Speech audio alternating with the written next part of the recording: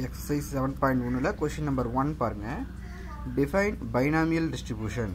Define binomial distribution. அதுக்கு answer பாருங்க. அதாவது binomial distributionக்கான definition கேட்டிருக்கு. A random variable x is said to be follow binomial distribution with the parameter n and p. A random variable x is said to be follow binomial distribution with the parameter n and p. If it assumes only non-negative value, okay va, நம்ம already use பண்ணுவோம். binomial distribution நம்ம use பண்ற parameters n and p தான். இது வந்து non-negative value வந்து நம்ம use பண்ணுவோம். நெகட்டிவ் மைனஸ்ல வர வேல்யூ யூஸ் பண்ண மாட்டோம். நீங்க பாருங்க 0 ல இருந்து n வரைக்கும் நம்ம யூஸ் பண்ணுவோம்.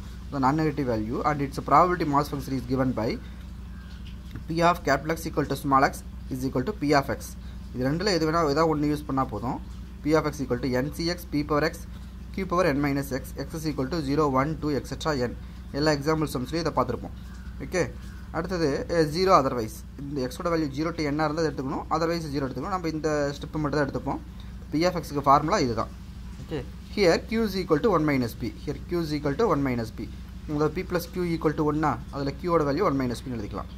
செகண்ட் டெஃபினிஷன் பாருங்க. Bernoulli trials.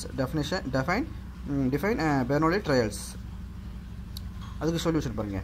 A random experiment whose outcomes are of two types, namely success S and failure F. எந்த ஒரு எக்ஸ்பெரிமெண்ட் நம்ம பண்ணோம் ரேண்டமா பண்ணும்போதும் நமக்கு two outcomes கிடைக்கும். ஒன்னு வந்து சக்சஸ், இன்னொன்னு ஃபெயிலியர். ஓகே, இப்போ நம்ம காயின் டாஸ் பண்றோம்னா நம்ம இப்போ ஹெட் கிடைச்சதுனா சக்சஸ் அப்படினு சொல்றோம்னு வெச்சுக்கோ. நம்ம போடும்போது நமக்கு இந்த ஹெட் கிடைக்கும் இல்லாட்டி டெயில் கிடைக்கும். அத சக்சஸா இருக்கும் இல்லாட்டி ஃபெயிலியரா இருக்கும். இந்த மாதிரி இப்போ நம்ம டையை ரோல் பண்றோம். டையை வந்து ரோல் பண்ணும்போது ஒரு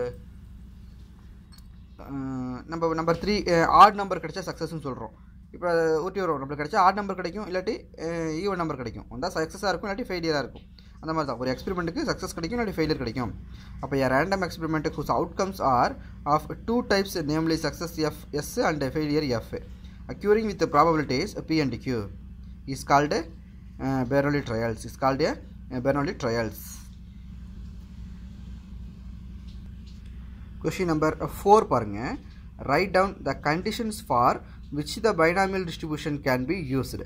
Write down the conditions for which the binomial distribution can be used. எங்கெல்லாம் binomial distribution நம்ம யூஸ் பண்ண முடியும்? The binomial distribution can be used under the following conditions. Under the following conditions. First, the number of trials n is finite. The number of trials n வந்து எப்படி இருக்கணும்? finite ஆ இருந்தா நம்ம binomial use பண்ணணும். Next, trials are independent of each other. Trials வந்து ஒவ்வொரு ட்ரையலும் வந்து இண்டிபெண்டண்டா இருக்கு. இப்போ காயின் டாஸ் பண்றேன்னா ஃபர்ஸ்ட் தடவை டாஸ் பண்ணா ஹெட் கிடைச்சிருச்சு. ரெண்டாவது டாஸ் பண்ணும்போது ஹெட் தான் கிடைக்கும் டெயில் தான் கிடைக்கும். அந்த ஃபர்ஸ்ட் இத டிபெண்ட் பண்ணி கிடையாது. அது மாதிரி அது வந்து இண்டிபெண்டன்ட். ஓகேவா, செகண்ட் டைம் ஹெட்டும் கிடைக்கலாம் டெயிலும் கிடைக்கலாம். அது மாதிரி இருக்குறதா trials are independent of each other. Third, the probability of success p is constant for each trial.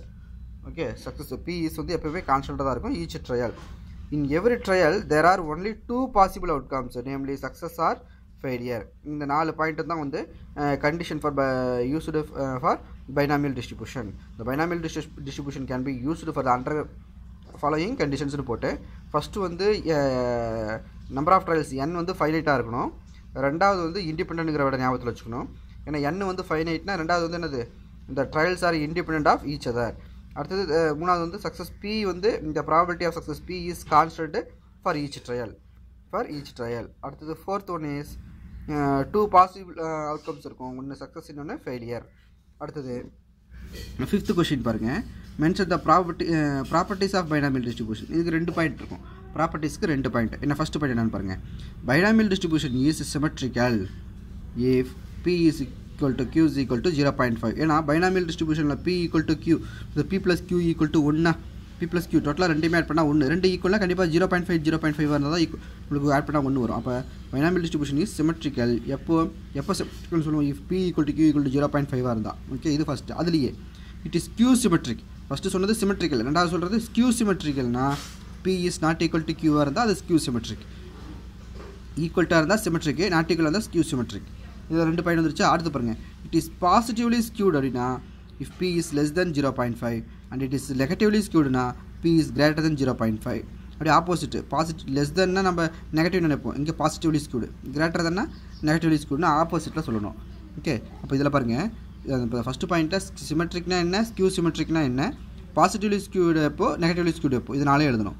அடுத்த second point binomial distribution variance is less than mean. இப்போ வேரியன்ஸ் NPQ இருக்கு இல்லையா, அது வந்து எப்போவுமே லெஸ் தென் NPயாக தான் இருக்கும். இது வேரியன்ஸ் இதில் எழுதலாம் வேரியன்ஸ்னு போட்டு நீங்கள் இது நடுவில் எழுத வேண்டாம், இப்படி எழுத வேண்டாம். வேரியன்ஸ் லெஸ் தென் மீன்.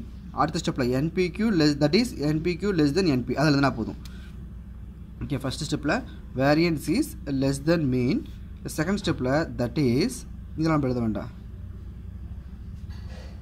இது எழுதினா போதும். Variance is that is NPQ is less then NP.